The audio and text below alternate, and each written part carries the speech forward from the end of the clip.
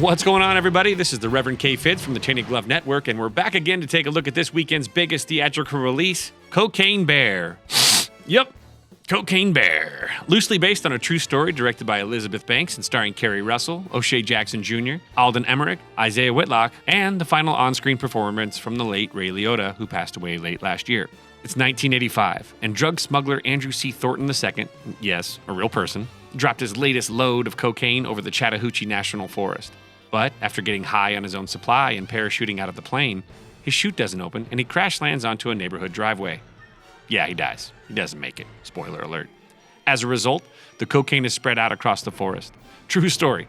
At the time of his death, the real Thornton was wearing a bulletproof vest, Gucci loafers, he was in possession of night vision goggles, a green army duffel bag containing approximately 35 kilograms, 75 pounds of cocaine, valued at $15 million, $4,500 in cash, 6 1-ounce, 31-gram gold Krugerrands, knives, and 2 pistols.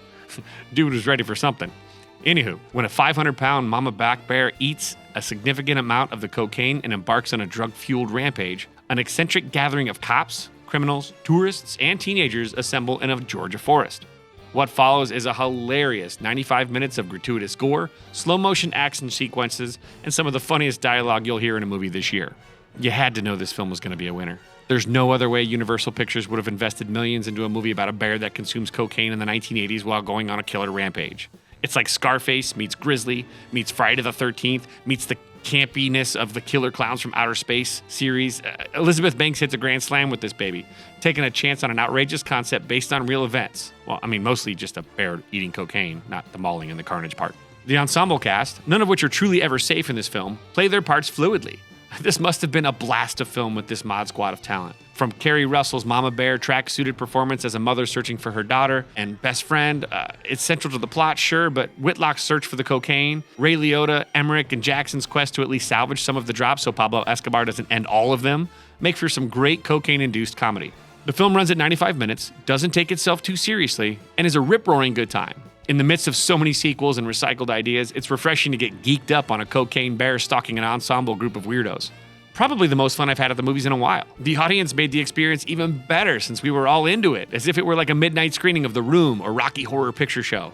I definitely recommend seeing it with a large crowd.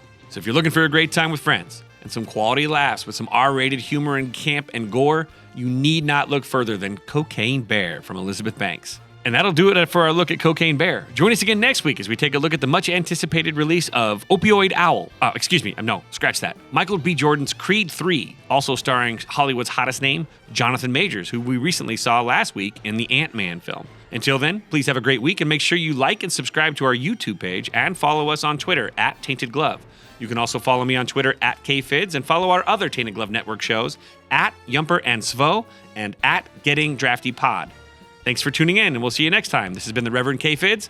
Have a blessed week, everybody.